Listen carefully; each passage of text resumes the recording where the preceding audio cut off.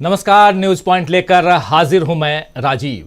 दोस्तों, राजस्थान का चुनावी माहौल बता रहा है कि यहां कांग्रेस रिकॉर्ड बनाने जा रही है और तेलंगाना का चुनावी माहौल बड़े बदलाव की ओर इशारा कर रहा है।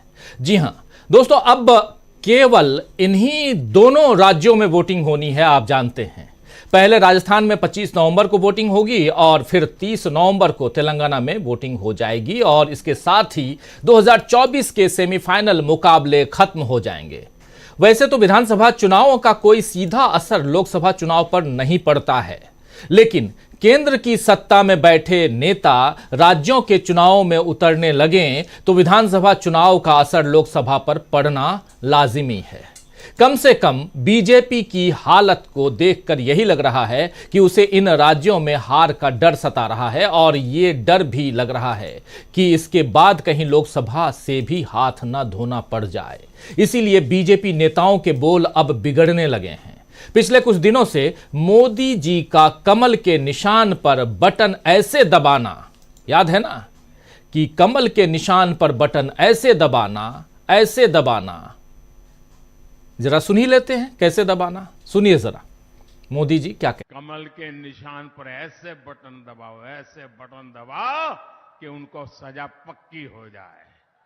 जैसे उनको दे रहे हो ना, ऐसे कमल के निशान पर बटन दबाओ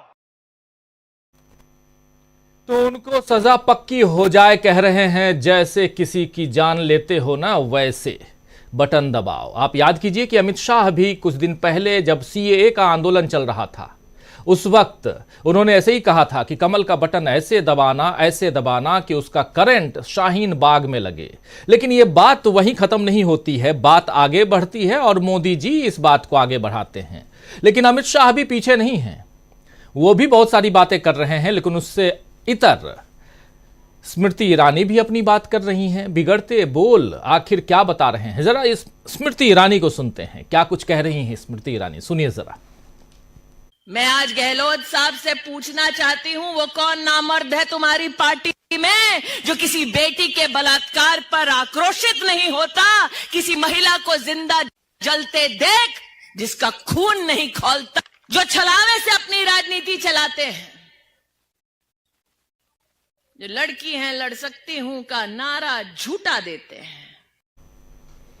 तो गहलोत साहब से पूछ रही हैं कि कौन वो नामर्द है जो आपकी पार्टी में। चलिए, तो एक और शब्द आपने सुन लिया, लेकिन इसके अलावा और भी बहुत सारे शब्दों का प्रयोग हो रहा है और वो भी बीजेपी के नेताओं की तरफ से। आखिर क्यों ऐसा हो रहा है? मोदी जी ने तो अब राजस्थान में भी अशोक गहलोत को जादूगर करार दिया ही है और लगातार जादूगर वाली बात वो कर रहे हैं अशोक गहलोत को लेकर के। और महिलाओं के मुद्दे पर उन्हें घेरते हुए मोदी जी ने आज ही कहा है कि क्या वो महिलाओं की रक्षा कर सकते हैं। यही बात तो यहाँ स्मृति ईरानी नामर्द के रूप में कह रही हैं और वो कह रहे हैं कि यहाँ कोई मर्द है ऐसा, मोदी जी कह रहे थे। खैर, क्या ऐसे मुख्यमंत्री को 1 मिनट भी कुर्सी पर बने रहने का अधिकार है? ये सवाल पूछ रहे हैं प्रधानमंत्री नरेंद्र मोदी। हालांकि ये सवाल उठाते हुए मोदी को मणिपुर याद आया कि नहीं, ये पता नहीं। वैसे मोदी के साथ साथ अमित शाह ने भी अशोक गहलोत को भला बुरा कहा और उनकी तुलना सांड से कर दी है। जरा सुन लेते हैं अमित शाह अशोक गहलोत को सांड कैसे कह रहे हैं, सुनिए। एक कुछ युवा लाल कलर का शर्ट और जर्सी पहनकर आए। अरे भाई ठीक है, मेरी सभा में तो आ गए, गहलोत साहब की सभा में मत जाना, न तो आजकल जैसे बैल लाल कलर को देखकर, सांड लाल कलर को देखकर दौड़ता है, ऐसे गहलोत साहब होते हैं। आपको मालूम है क्यों होता है ऐसा? जरा जोर से बोलो, क्यों होता है? क्यों होता है? लाल डायरी में क्या है? लाल डायरी में क्या है? गहलोत साहब का कच्चा चिट्ठा है। हजारों करोड़ के भ्रष्टाचार का हिसाब ये लाल डायरी में है। तो सांड से लेकर लाल डायरी तक की कहानी। राजस्थान में जिस तरह बीजेपी के नेता दोस्तों बिफरे हुए हैं, उससे दिख रहा है, बिफरे हुए दिख रहे हैं और उनके बोल बिगड़ते जा रहे हैं। उससे साफ समझ में आ रहा है कि बीजेपी हार के ख्याल से ही बेचैन हो रही है। वैसे भी कहा जा रहा है कि इस बार कांग्रेस यहां रिकॉर्ड बनाने की तैयारी में है। मतलब 5 साल बीजेपी और 5 साल कांग्रेस की सरकार वाले रिवाज को बदलते हुए कांग्रेस 5 साल के शासन के बाद फिर से सरकार बनाती हुई यहां दिख रही है। अब तो कांग्रेस के मनमुटाव वाली अड़चनें भी दूर हो गई हैं, यानी कि कांग्रेस में मनमुटाव भी अब नहीं है, वैसी अड़चन भी नहीं है। राहुल गांधी ने खुद कह दिया अभी 2 दिन पहले कि एक साथ दिख ही नहीं रहे हैं हम लोग, बल्कि एक साथ हैं और क्लीन स्वीप कर रहे हैं। जरा राहुल गांधी को एक बार फिर से याद कर लेते हैं, सुनिए। Clean sweep Rahul Gandhi airport पे पहुंचते ही। राहुल जी एक भाई, राहुल जी एक भाई, एक साथ नजर नहीं आ रहे हैं, एक साथ हैं, एक साथ रहेंगे और कांग्रेस पार्टी यहां स्वीप करके चुनाव जीतेगी। धन्यवाद। काफी अच्छी तस्वीर थी, सुखद तस्वीर है। तो शायद राहुल गांधी के ऐसे भरोसे से बीजेपी को अब डर लगने लगा है दोस्तों, और वो जनता को लुभाने के लिए कहीं कांग्रेस को भ्रष्टाचारी बता रही है, कहीं धार्मिक कार्ड खेल रही है, लेकिन इसमें भी उसे मात मिल रही है। आज ही प्रियंका गांधी ने कह दिया है कि बीजेपी के लोग जानते हैं कि धर्म की बात करेंगे तो अपने जज्बात उभरेंगे। प्रियंका ने कहा है कि सोचो वो इंसान धर्म की बात चुनाव के समय क्यों कर रहा है। राजनेता चालाक होता है। उन्होंने मतदाताओं को समझाते हुए यह भी कहा कि किसी भी नेता को इतनी छूट न दो कि वो आलसी बन जाए। प्रियंका ने यह भी कहा कि राजस्थान में भाजपा बिखरी हुई है, उनके पास सीएम का चेहरा तक नहीं है। मोदी जी राजस्थान के कोने कोने में घूम रहे हैं और ऐसा लगता है कि वो अपना सीएम खोज रहे हैं। जरा सुनिए प्रियंका गांधी को कि सीएम खोज रहे हैं मोदी जी। अगर आप भाजपा को देखें तो राजस्थान में एक बिखरी हुई पार्टी है। उनसे पूछिए उनके सीएम का चेहरा कौन है, इसका भी जवाब नहीं दे सकते। मोदी जी प्रदेश के कोने कोने में घूम रहे हैं। कभी कभी लगता है कि अपना सीएम ढूंढने के लिए निकले हैं, कि कोने कोने में जाकर सीएम का चेहरा ढूंढे।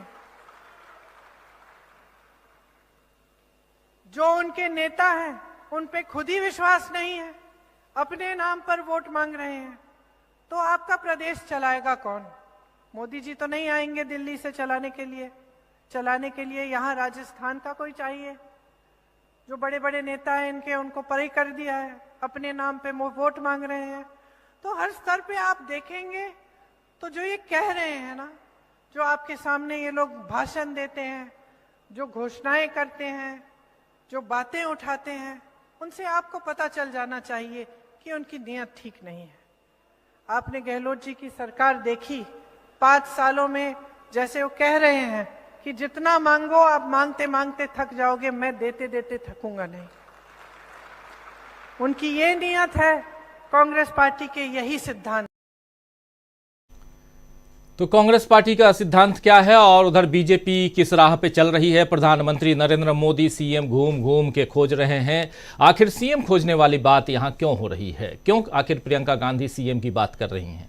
आखिर क्या वसुंधरा राजे सिंधिया को किनारे लगा दिया गया है? जरा इस तस्वीर को देखिए, जरा फुल स्क्रीन लेके आइए इस तस्वीर को, जरा गौर से देखिए इस तस्वीर को और आप देखिए कि यहाँ वसुंधरा राजे सिंधिया हैं और जेपी नड्डा साहब हैं, शेखावत साहब बगल में हैं और वसुंधरा राजे के हाथ में, जरा इसको शुरुआत से देखेंगे आप तो और मज़ा आएगा, आप इस बात को समझ लेंगे। जरा रिपीट करते हैं इस तस्वीर। अब देखिए यहाँ से, ये है घोषणा पत्र दे दिया गया उधर, ये इधर कहा जा रहा है उनको दीजिए, वो ले लेते हैं। अब इनके पास कुछ नहीं है, यानी कि पूर्व मुख्यमंत्री वसुंधरा राजे के पास कुछ नहीं है। अब शेखावत साहब जो हैं वो लाख मंगा करके ये देते हैं, लेकिन वो वसुंधरा शेखावत को घूर घूर के देख रही हैं और उसको ऊपर नहीं उठाती हैं, इस पर्ची को जो दिखाना है मीडिया के सामने। तो ये तस्वीर आप देख रहे होंगे। क्या इसी कारण प्रियंका गांधी कह रही हैं कि मुख्यमंत्री पद के दावेदार को, उम्मीदवार को घूम घूम कर खोज रहे हैं प्रधानमंत्री नरेंद्र मोदी, लेकिन वसुंधरा राजे सिंधिया के साथ जो हो रहा है यहाँ पे, ये क्या बीजेपी की तरफ से जायज़ है? ये सोच लिए, जरा सोचना होगा बीजेपी के लोगों को कि वसुंधरा राजे सिंधिया को मंच पर इस ढंग से अगर दरकिनार करके आप सोचेंगे कि राजस्थान का चुनाव हम जीत लें, तो क्या संभव है? अगर लगता हो प्रधानमंत्री का चेहरा बड़ा चेहरा होता है और साथ साथ संवाद अपने सांसदों को उतार करके प्रधानमंत्री या बीजेपी ये सोच रही होगी कि उसमें से किसी एक चेहरे को बैठा देंगे और साथ साथ सांसद जब रहेंगे मैदान में तो हम जीत ही जाएंगे। क्या ऐसा ही है? लेकिन ये तस्वीर कुछ और बयां करती है। तो दोस्तों, एक तरफ जहां बीजेपी के कांग्रेस पर हमलों में उसकी खींच दिख रही है, वहीं कांग्रेस बीजेपी पर ऐसे तंज कस रही है। ये बात इसलिए कह रहा हूं क्योंकि अभी से पहले आप प्रियंका गांधी की बात सुन रहे थे, इसलिए जिससे बीजेपी तिलमिला रही है और उसे जवाब देते नहीं बन रहा है। बहुत सारी बातें आप तक रख चुका हूं, चर्चा को आगे बढ़ाते हैं। आज न्यूज पॉइंट में चर्चा करेंगे कि क्या बीजेपी के बिगड़े बोल ही बिगाड़ेंगे उसका खेल? क्या कांग्रेस इस बार बनाएगी जीत का रिकॉर्ड सॉरी, जीत का रिकॉर्ड? ऐसी बहुत सारी बातें हैं, बहुत सारे सवाल हैं। इन सवालों का जवाब हम खोजेंगे। हमारे साथ कुछ वरिष्ठ पैनलिस्ट साथियों का जमावड़ा है इस चैनल पे, और आप जानते हैं उसमें से बहुत लोग हैं जिनसे आप रोज मिलते हैं। लगभग सबसे आप परिचित हो चुके हैं, उन सबसे आपका परिचय करवाऊंगा। लेकिन महत्वपूर्ण बात यहाँ यही है दोस्तों कि क्या आखिर राजस्थान का रण हो चाहे उधर तेलंगाना की बाजी हो, इन दोनों जगहों पे, क्योंकि 3 चुनाव ऑलरेडी समाप्त हो चुके हैं और इन दोनों जगहों पर अब क्या जोड़ तोड़ की लड़ाई होगी? अब क्या कांग्रेस और बीजेपी जो आमने सामने राजस्थान में दिखाई दे रही है, उस रण में कांग्रेस और उसमें भी राहुल गांधी जो कह रहे हैं कि हम क्लीन स्वीप करेंगे, जो पहले कह रहे थे कि अभी 50-50 के चांसेस की बात बताई जा रही थी, लेकिन क्या अब कांग्रेस यहां से आगे बढ़ चुकी है? सुनते हैं, समझते हैं। राजस्थान को बहुत अच्छी तरह से समझने की जरूरत भी है और तेलंगाना पर भी हम चर्चा करेंगे, और चर्चा इस देश की राजनीति पे करेंगे। अगर आखिर प्रधानमंत्री नरेंद्र मोदी देश की राजनीति को किस दिशा में ले जाना चाहते हैं और खुद की पार्टी की राजनीति को, सियासत को किस दिशा में वो ले जा रहे हैं या ले जा चुके हैं, इस पर भी चर्चा करेंगे। आज आइए जरा हमारे साथ जुड़े हुए हमारे तमाम वरिष्ठ साथियों से परिचय करवाता हूं आपका और आगे बढ़ते हैं। इस वक्त 3 वरिष्ठ साथी जुड़े हुए हैं हमारे साथ, कुछ देर बाद और भी साथी जुड़ेंगे। प्रोफेसर रविकांत जी हमारे साथ जुड़े हुए हैं, हमारे साथ राहुल लाल जी जुड़े हुए हैं। राहुल लाल जी सीधे उदयपुर से हमारे साथ जुड़े हुए हैं, राजस्थान से, और इधर से पूरी यात्रा करके एक अंतिम छोर पर पहुंच चुके हैं। अगर सीधा सीधा भी नापिए तो आखिरी छोर उधर आता है उदयपुर का, और उसके अलावा तो लगभग राजस्थान घूम चुके हैं। एक एक कोने में राहुल लाल जा चुके हैं, तो इनसे बेहतर और कौन बताएगा? तो ये आज स्पेशली इनको हमने रिक्वेस्ट किया कि आप रहिए और हमारे तमाम साथियों उनके सवालों का जवाब भी आप दीजिए। और साथ में हमारे साथी अमलेंदु उपाध्याय जी, हमारे ऑनलाइन एडिटर, वो भी जुड़े हुए हैं। अमलेंदु जी, आपका भी स्वागत करता हूं। थोड़ी देर बाद और भी साथी जुड़ेंगे। सबसे पहले राहुल लाल जी, आपके पास ही आना चाहता हूं। आखिर क्या चल रहा है राजस्थान में? क्या अभी से 2 सप्ताह पहले वाला राजस्थान अभी भी है, या राजस्थान में बहुत कुछ बदल चुका है?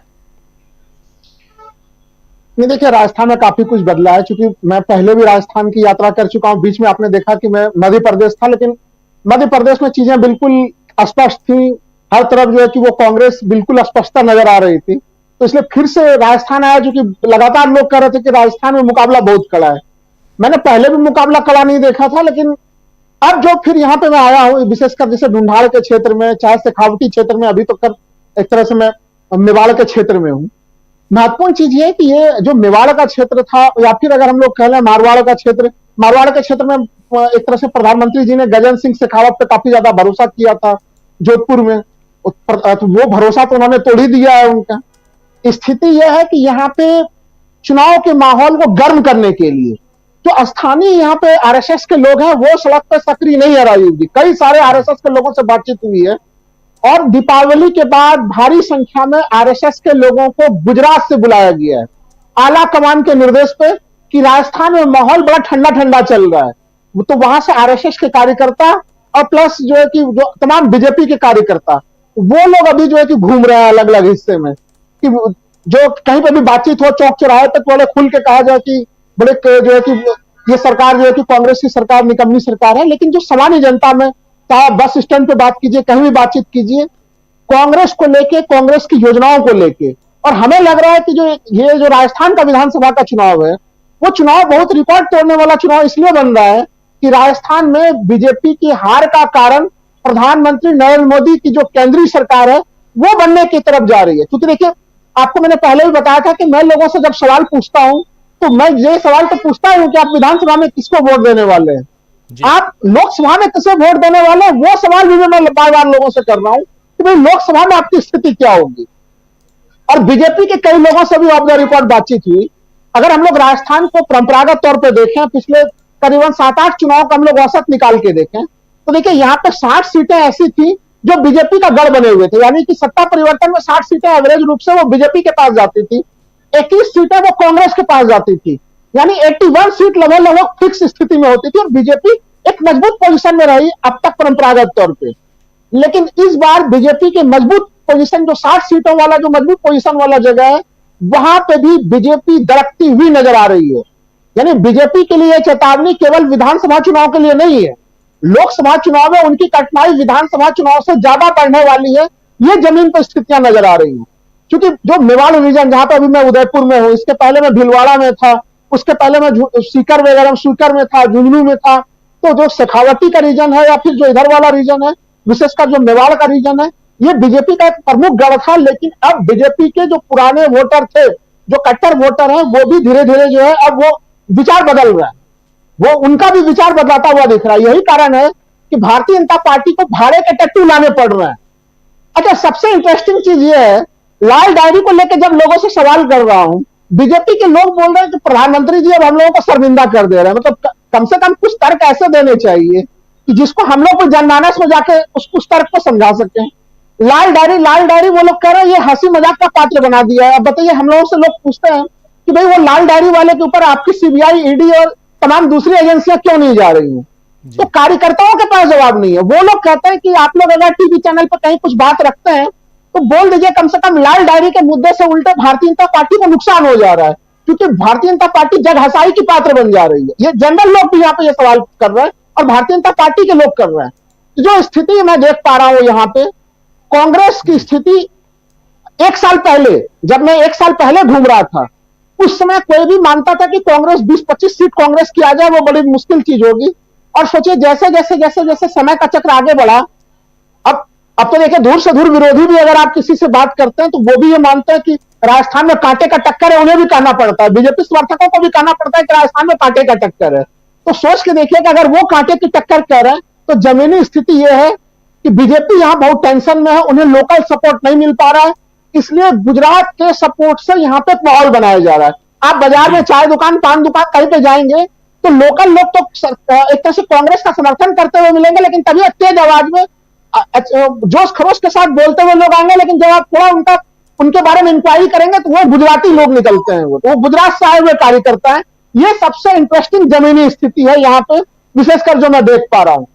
और अभी भी जो गहलोत की जो योजना है, जो अभी प्रियंका गांधी गिनती करा रही है, राहुल गांधी बोल रहे हैं, जो डिलीवरी सिस्टम रहा, वो डिलीवरी सिस्टम काफी मजबूत डिलीवरी सिस्टम रहा।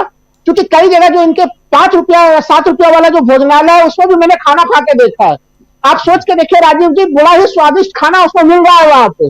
मतलब पत्रकार साथी भी जा रहे हैं तो वो जाके खाना खा के टेस्ट कर सकते हैं। जी बिल्कुल बिल्कुल।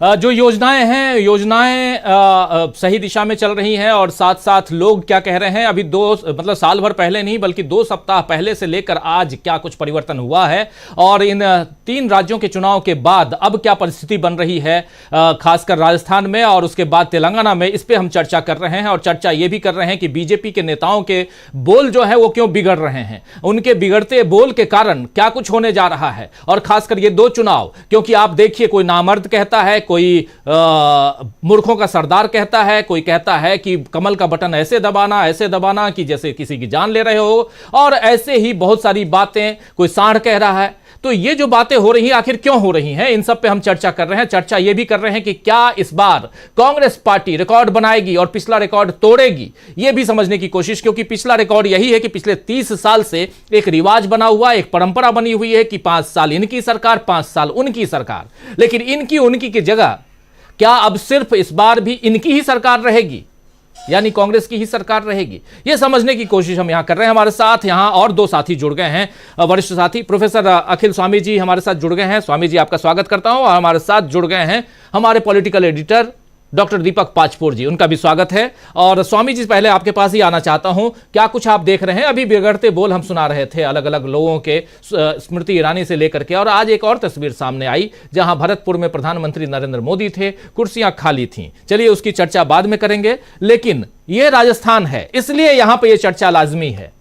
कि अगर प्रधानमंत्री राजस्थान में, आप जानते हैं कि प्रधानमंत्री कहीं भी जाते हैं भीड़, हम लोग थे छत्तीसगढ़ में कांकेर में, पहली सभा कर रहे थे, प्रधानमंत्री नरेंद्र मोदी वहां के लोगों से पूछ रहा था, 5000 से ज्यादा गाड़ियां आई हुई थी जिसमें भर भर के लोगों को लाया गया था, इसलिए क्योंकि प्रधानमंत्री को भीड़ दिखानी है। लेकिन भरतपुर में भीड़ क्यों नहीं दिखा पाई बीजेपी, ये भी एक बड़ा सवाल है। ऐसे ही अमित शाह जी, देश के कद्दावर नेता, देश के गृह मंत्री, उनकी सभा में आखिर इतनी भीड़ इतनी कम रहती है, जनसमर्थन इतना कम रहता है कि उनको अपनी सभा रद्द करनी पड़ती है। न सिर्फ राजस्थान में बल्कि पिछले चुनाव के लिए, यानी जो 3 चुनाव बीत गए, 3 में से 2 ही जगह गए ये लोग, छत्तीसगढ़ और मध्य प्रदेश, वहां भी वही हाल। आखिर ऐसा क्यों होता है, यही सब समझने की कोशिश कर रहे हैं। सबसे पहले आपके पास ये जानना चाहता हूं स्वामी जी आपसे कि राजस्थान के रण को किस ढंग से आप देख रहे हैं। बहुत कुछ है, रंगीला राजस्थान जहां सब कुछ है, कभी कहीं बाढ़ है तो कहीं रेत है, और कहीं सर्दी है, कहीं गर्मी है। इतनी गर्मी है कि आप रह नहीं पाते हैं, और इतनी सर्दी भी है कि जहां आपको रह करके पहाड़ों सा आपको लगता है, अनुभव होता है। तो अलग रंगीला इसलिए कहते हैं, अलग अलग रूप है उसके। उस रूप में एक रूप ये कि चाहे आप सांड कहिए, नामर्द कहिए या कुछ और कहिए, जनता तो वहां की देख ही रही है ना। और ऐसे में अब किस दिशा में जाता हुआ ये चुनाव देखते हैं राजस्थान का, स्वामी जी?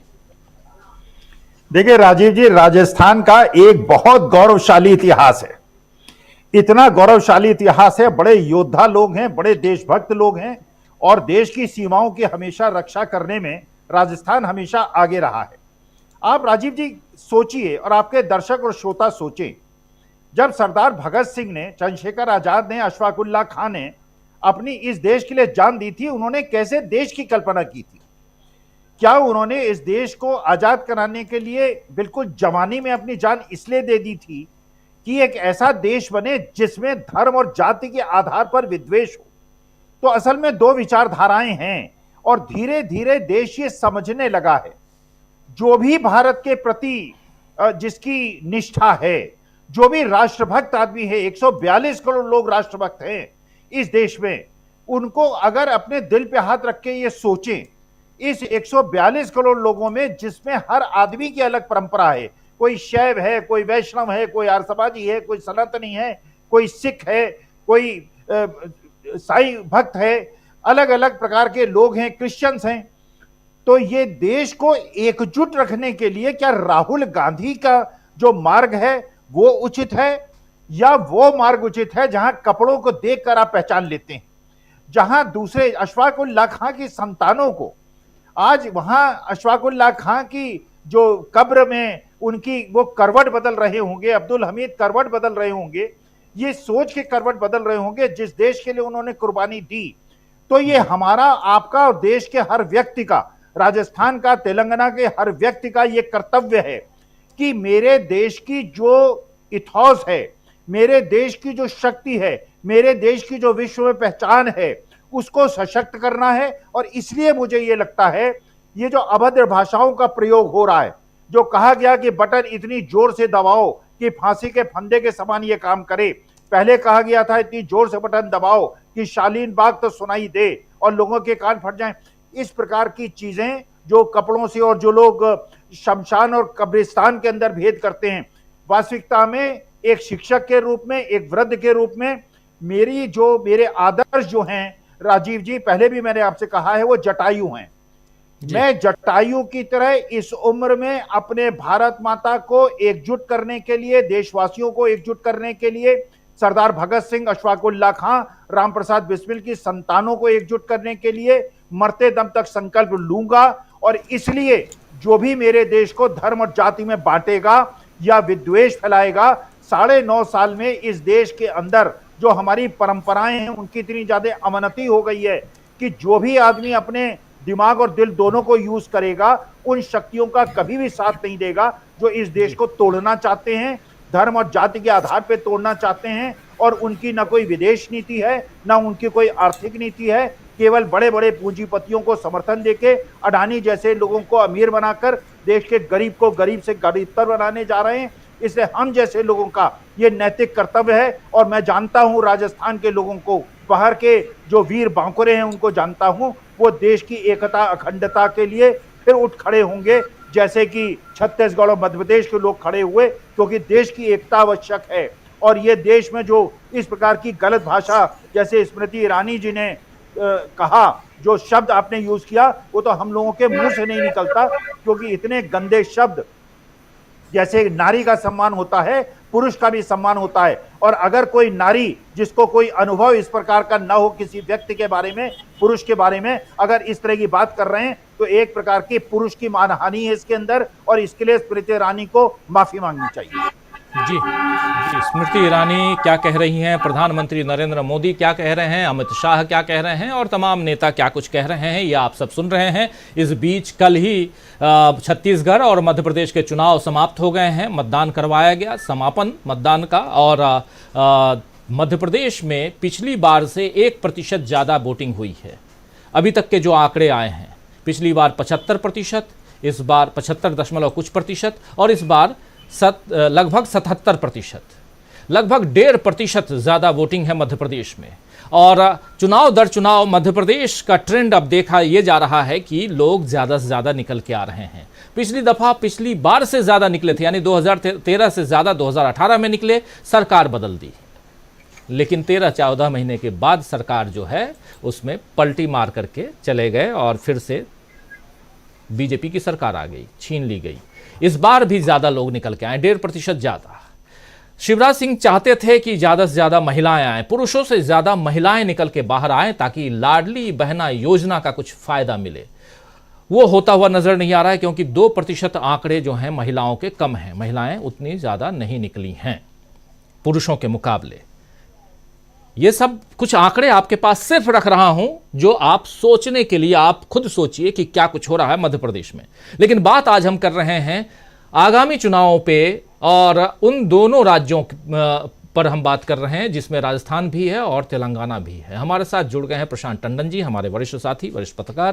प्रशांत जी, आपका स्वागत करता हूं और सीधा आना चाहता हूं। एक जानकारी आप लोगों को पता है ही कि हमारे साथी राहुल लाल जी सीधे इस वक्त जुड़े हुए हैं उदयपुर से, राजस्थान उदयपुर, वहां से जुड़े हुए हैं और तमाम अलग अलग क्षेत्रों की यात्रा करके दूसरी दफा राजस्थान में पहुंचे हैं पिछले 1 महीने में। इससे पहले राहुल लाल जी हमारे साथ मध्य प्रदेश से भी जुड़े थे। तो लगातार हमारे कुछ साथी लिख रहे हैं कि आप राजस्थान से कुछ लोगों को बैठाइए, ऐसे लोगों को जो जानकार हों। राहुल लाल जी से बेहतर जानकार कौन हो सकते हैं, जो अभी गलियों की खाक छान रहे हैं। हमारे साथी प्रशांत टंडन जी से बेहतर जानकार कौन हो सकते हैं, जो अभी अभी लौट के आए हैं और फिर सोमवार से उसी राह पे चलने वाले हैं। और हमारी पूरी टीम सोमवार से रहेगी राजस्थान में, मैं खुद रहूंगा। इसलिए भी तो आप लोग जानते हैं कि राजस्थान कितना इंपॉर्टेंट है। उसके बाद तेलंगाना में भी हम आपके साथ रहेंगे। तो चाहे तेलंगाना हो या राजस्थान हो, अभी लगातार आप ग्राउंड जीरो से रिपोर्टिंग देखेंगे। आना चाहता हूं सीधा प्रोफेसर रविकांत जी आपके पास। रविकांत जी, बहुत कुछ राजस्थान में हो रहा है, लेकिन फिर भी जिस बीजेपी को सिर्फ और सिर्फ इस बात से खुश हो जाना चाहिए कि रिवाज तो यही है पिछले 30 साल से कि हमारी सरकार आती है, इस बार ये खुशी क्यों नहीं मिल रही है बीजेपी को? रिवाज तो यही है कि तख्ता पलट कर दिया जाता है, सरकार बदल देती है जनता, लेकिन फिर भी बीजेपी खुश नहीं है। बीजेपी अब बाउंसर मारने की तैयारी कर रही है। बाउंसर मारने की तैयारी नहीं, बल्कि बाउंसर मार रही है। क्रिकेट की भाषा का उपयोग इसलिए कर रहा हूं क्योंकि प्रधानमंत्री भी अपील कर रहे हैं कि कल हमारे स्टेडियम में आकर मेरे साथ क्रिकेट का मैच देखिए, इसीलिए कर रहा हूं। उनके नाम का स्टेडियम, नरेंद्र मोदी स्टेडियम में नरेंद्र मोदी के साथ क्रिकेट मैच का लुत्फ उठाइए कल। लेकिन आज ये बाउंसर क्यों मार रहे हैं मोदी जी, स्मृति ईरानी जी, अमित शाह जी, ये जानना चाहता हूं प्रोफेसर रविकांत जी। देखिए राजीव जी, जब दीपक बुझने को होता है ना तो बड़ा तेज भभकता है वो। मैं आपको एक आंकड़ा दे देता हूं, आप भी सर्च कर सकते हैं, क्रिकेट से ही जुड़ा हुआ, कि जब जब भारतीय टीम फाइनल में पहुंची है प्रधानमंत्री बदला है। कल क्या होगा और 2024 में क्या होगा, अब मैं कोई ज्योतिषी नहीं हूं, मैं सिर्फ ये कह रहा हूं कि आंकड़ा ये कहता है। बाकी मोदी जी हैं, अब जा रहे हैं वहां, कल मोदी जी पूरा देखेंगे, मैच देखेंगे, और अगर फाइनल जीतती है तो भाषण तैयार हो गया होगा। मोदी जी की वजह से ही वो फाइनल जीतेंगे, वो क्रिकेटर नहीं है, वो मोदी जी के मोहरे होंगे कल। खैर, वो मैं हल्के नोट में कह रहा था। जो आपने सवाल उठाया कि राजस्थान में जो रवायत रही है पिछले 30 साल में, उस रवायत में कुछ बदलती हुई चीजें क्यों दिख रही हैं, जो बीजेपी की बौखलाहट है वो इसकी तरफ इशारा करे।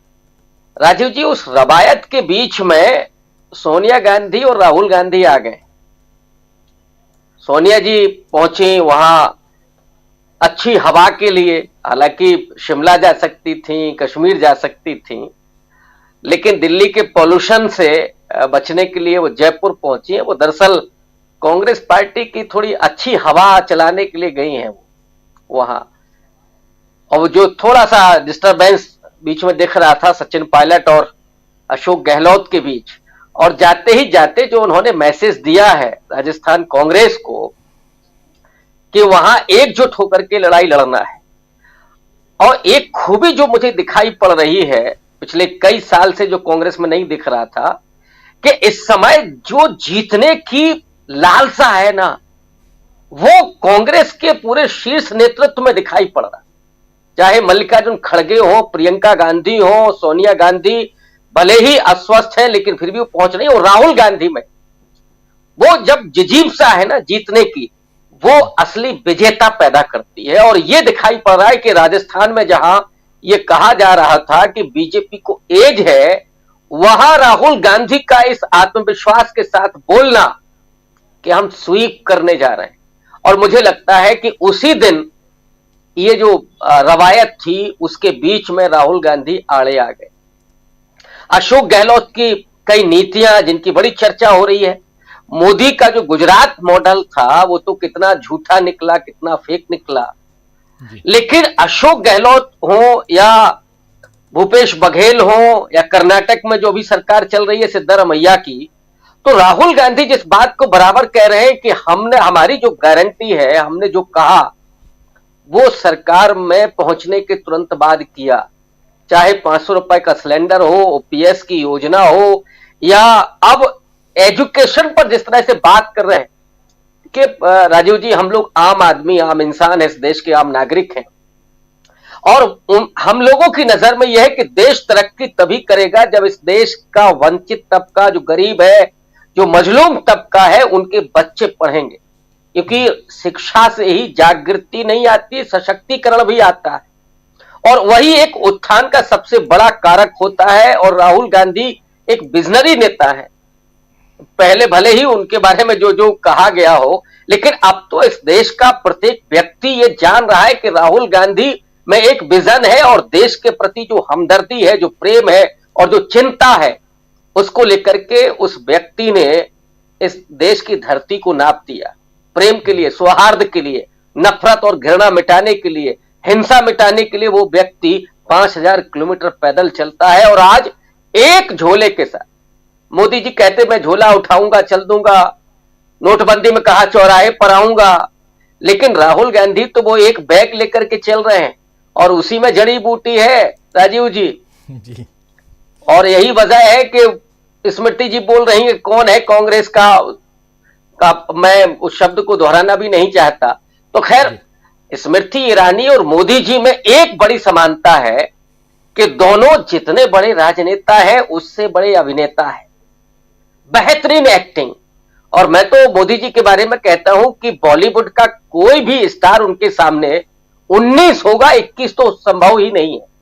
आज ही उन्होंने कहा कि खड़गे जी ने मेरे पिता को लेकर के बोला। खड़गे जी बोल रहे हैं कि साहब झूठों के मामले में, झूठ बोलने के मामले में जो मोदी जी है उनके बाप है केसीआर।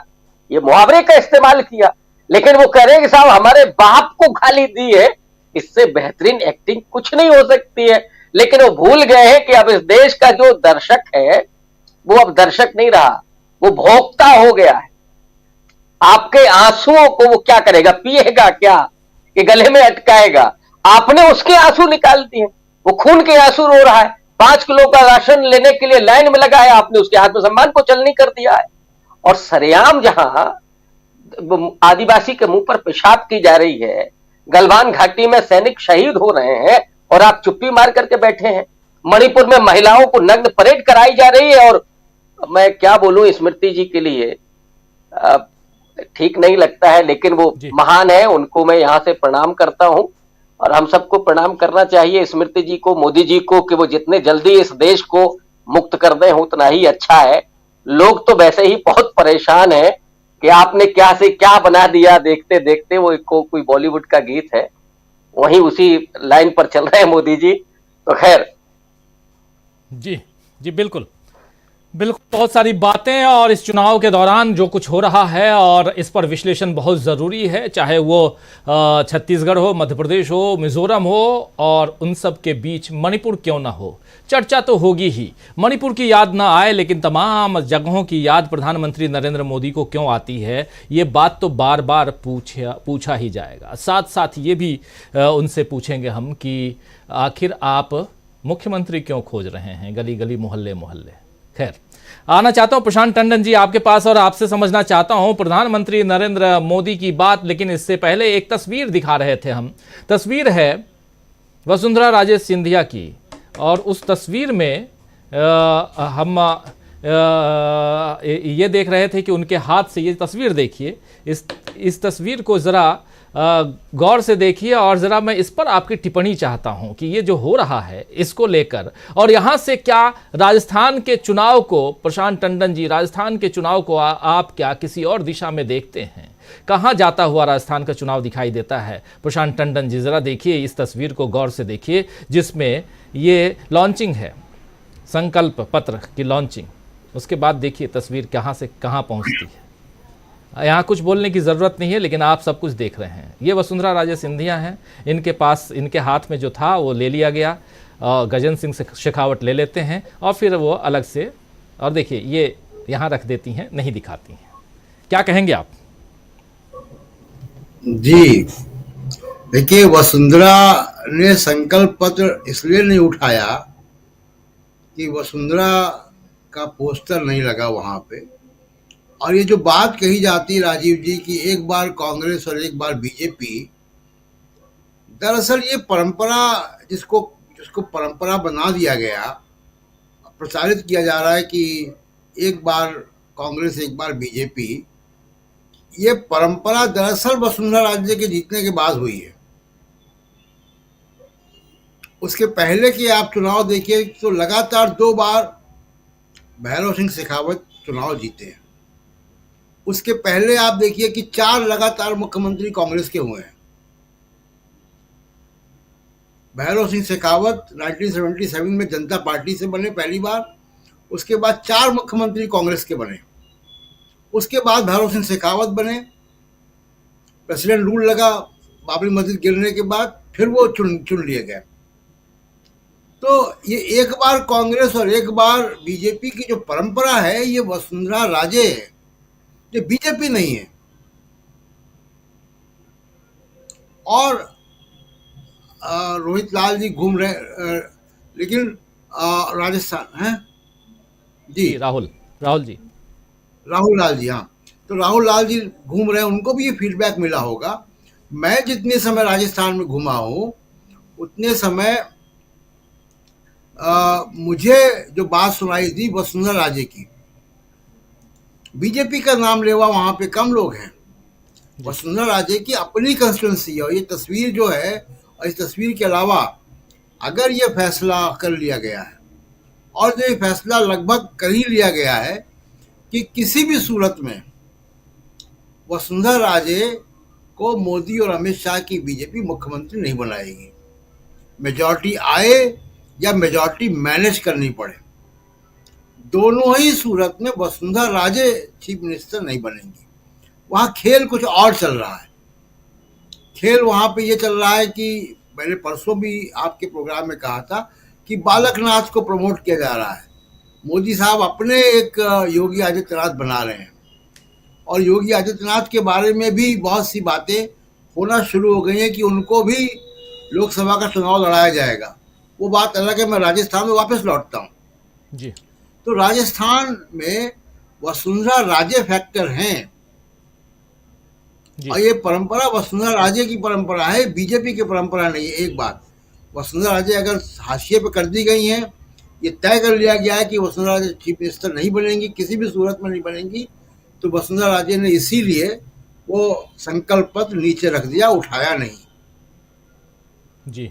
ये फैसला हो चुका है। इसका चेहरे के भाव, उनकी बॉडी लैंग्वेज, उनका पोस्टर को ना उठाना इस बात की तस्दीक है कि ये फैसला हो चुका है कि वो रेस के बाहर है। और अगर वो रेस के बाहर हैं तो बीजेपी को नुकसान होगा। दूसरा जो बीजेपी को नुकसान वहां होने जा रहा है और जो होता आया है, मैं कई बार कह चुका हूं कि राजस्थान के निर्दलीय बड़ी रोचक कहानी है। तीसरी सबसे बड़ी पार्टी निर्दलीय है। पिछली बार 2018 में क्या हुआ राजीव जी? 2018 में 11 कांग्रेस के नेता बागी होकर चुनाव लड़े। 11 बागी कांग्रेस के थे, 11 में से 10 एमएलए बन गए और इन्हीं 10 ने बीजेपी कांग्रेस की सरकार बनाई वहां पे मिल के गहलोत साहब के साथ। और अब इनमें से ये 10 के 10 मौजूदा इलेक्शन में कांग्रेस के टिकट पर चुनाव लड़ रहे हैं। बीजेपी के जो निर्दलीय उम्मीदवार थे, बागी उम्मीदवार, वो एक भी नहीं जीता और उन्होंने बीजेपी के उम्मीदवारों को हराया। वोट काटे 20,000 33,000 वोट ले गए वो। इस बार भी 22 बागी उम्मीदवार बीजेपी के हैं मैदान में और वो बागी भी मोदी साहब का पोस्टर लगा के चुनाव लड़ रहे। और वो बड़ी सीटों को हिला सकते हैं। जैसे सवाई माधोपुर में आशा मीणा है, उनको पार्टी से निकाल दिया गया जी। तो कई सीटों पे, कई महत्वपूर्ण सीटों पे जो बागी हैं। दूसरा फैक्टर जो ईडी की रेड है, मैंने पहले भी जब ईडी की रेड हुई थी तो कहा था कि पॉलिटिकली गलत फैसला हुआ है। ईडी की रेड के बाद आप देखिए कि फॉलोअप नहीं हुआ।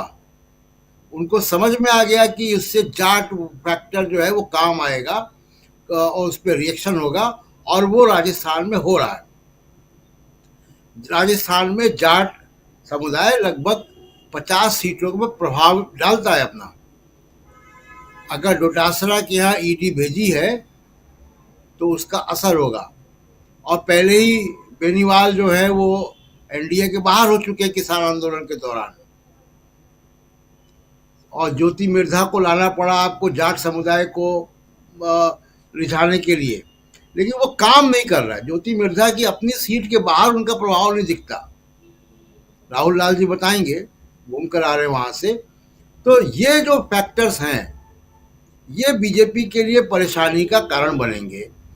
जो मैंने देखा, जिन इलाकों की बात राहुल जी कर रहे थे कि कांग्रेस के अपने कुछ स्ट्रांग पॉकेट्स हैं। मान लीजिए धौलपुर है, वहां पे तीन मंत्री धौलपुर से 7 एमएलए जीत कर आए। वो धौलपुर जैसे इलाके कांग्रेस के स्ट्रांग होल्ड वो बने हुए हैं। वहां पे आज भी आप जाएंगे तो आपको लगे कांग्रेस की लहर चल रही है। और जो सेंट्रल राजस्थान के इलाके हैं जहां बीजेपी स्ट्रांग है, मान लीजिए अजमेर है, तो अजमेर में बीजेपी की बात आपको सुनाई देगी। तो मतलब कहने का ये मेरा कि कांग्रेस के स्ट्रांग होल्ड, बीजेपी के स्ट्रांग होल्ड बने हुए हैं।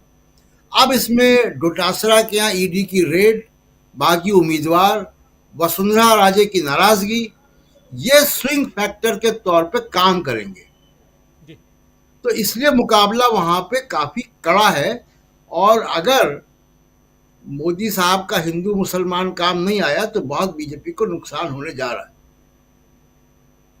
ध्रुवीकरण, सांप्रदायिकता को आगे बढ़ाना, ये सब अगर काम नहीं आया तो फिर बीजेपी के लिए राहें बहुत मुश्किल हैं, और ख़ासकर राजस्थान में।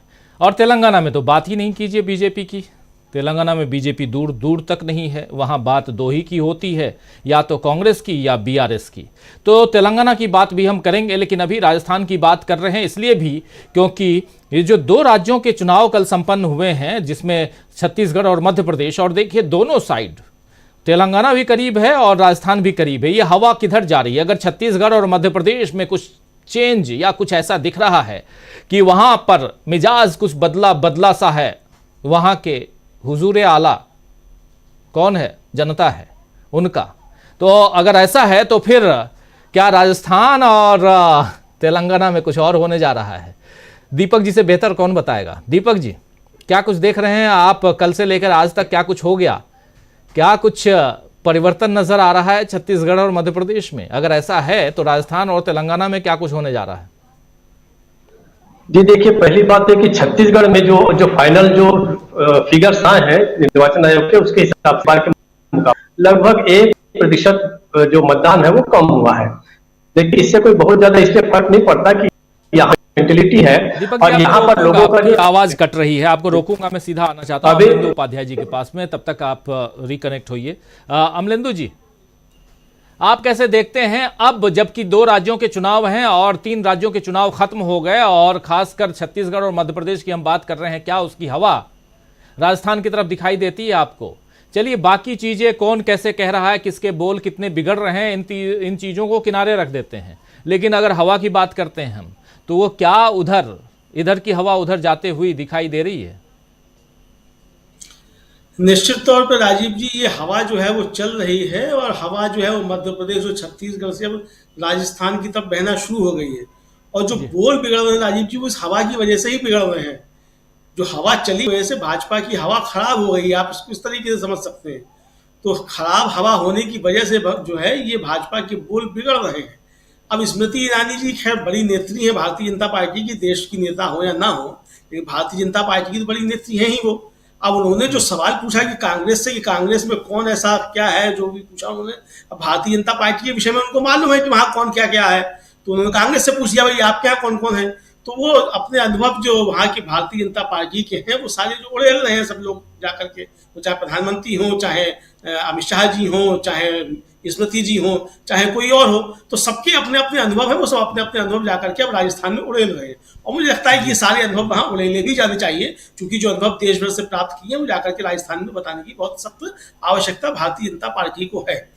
अब जो राजीव जी आपने अभी दिखाया, मतलब कार्यक्रम के शुरू में ही वसुंधरा राजे सिंधिया का जिस तरीके से अपमान किया जा रहा है, मुझे लगता है कि स्मृति ईरानी जी को भारतीय जनता पार्टी से पूछना चाहिए था कि आपके पास मतलब जो मौजूदा आपके पूर्व मुख्यमंत्री हैं महिला, जिनमें उनमें एक कद्दावर जो नेता है वो वसुंधरा राजे ही बची हुई है, बाकी सबको आपने जो है एक तरीके से ठिकाने लगा दिया। अब ये जो आखिरी बची है इनको और क्यों इस तरीके से आप बेइज्जत कर रहे हैं भाई सरेआम? मतलब पार्टी के अध्यक्ष जो है वो देखा जाए तो वो साफ तौर पर बेइज्जत कर रहे हैं वसुंधरा राजे सिंधिया को। और आप राजस्थान में सरकार भी बनाना चाहते हैं, वसुंधरा राजे सिंधिया का आप सहयोग भी लेना चाहते हैं और वसुंधरा राजे सिंधिया का आप इस तरीके से अपमान भी करना चाहते हैं। तो ये सारी चीजें राजीव जी, जो हवा चली है, असल में जो हवा चली क्या है, हवा जो खराब हुई है मध्य प्रदेश से लेकर के और छत्तीसगढ़ तक, उस हवा का असर भारतीय जनता पार्टी के ऊपर यहाँ होने लगा है राजस्थान में।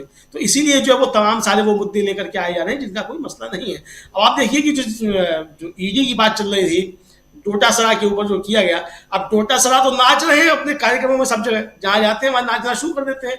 और डोटासरा राजीव जी शेखावाटी में एक बड़ा फैक्टर अब बन चुके हैं भारतीय जनता पार्टी के, मुसीबत एक बड़ी जो है डोटासरा बन चुके हैं।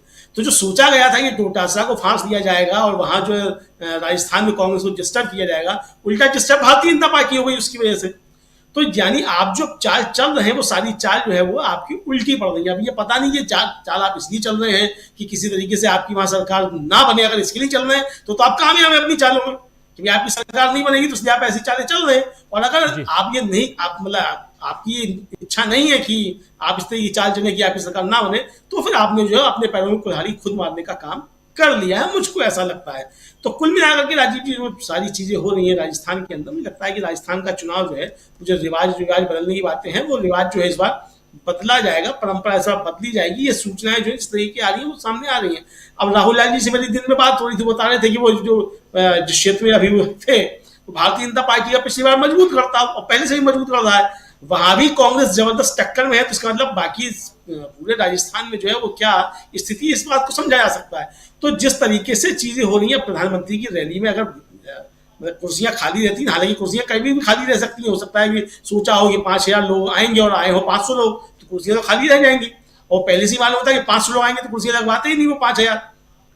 तो वो गलती हो गई होगी मीटिंग अरेंज करने वालों से कि उन्होंने सोच लिया होगा कि कितना है तो 500 सीटें लगवाते, वो तो कुर्सियां खाली नहीं रहती।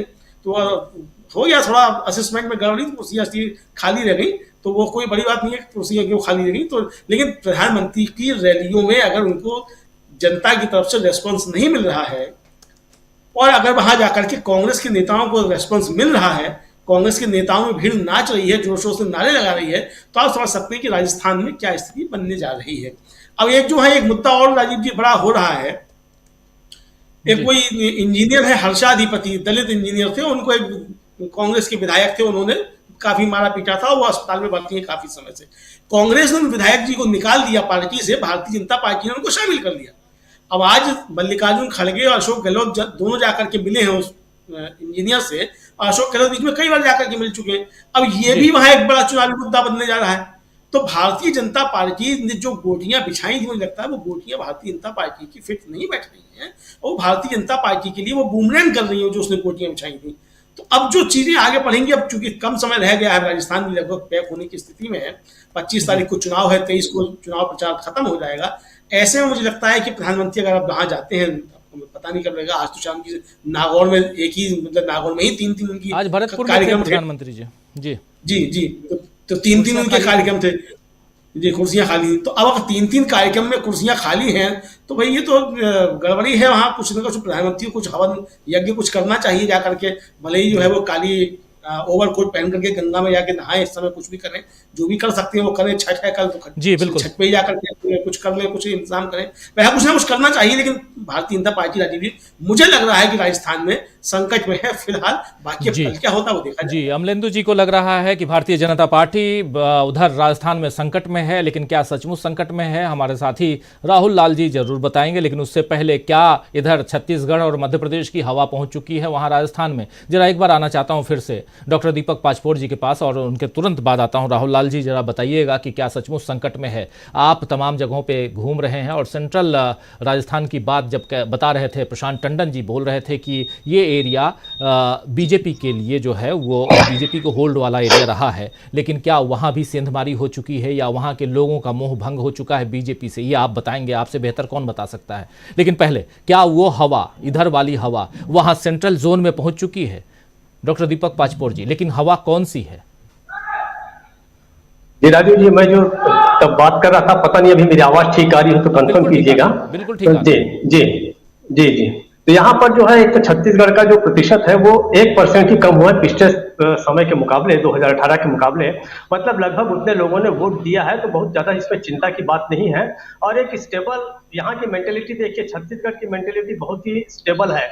जिस दिन से चुनाव डिक्लेयर हुए हैं तब से लेकर अब तक किसी दूसरे तरह का ओपिनियन कभी नहीं आया है कि कौन जीतेगा और कौन हारेगा। जो शुरू से जो थ्योरी चली आ रही है वही चली आ रही है। अब हुआ हो ये रहा है कि जितने तरह के सर्वे बाकी राज्यों के बारे में आ रहे हैं, वो सारे के सारे बता रहे हैं कि हवा कैसी चल रही है, जिस हवा के बारे में आप बात कर रहे हैं।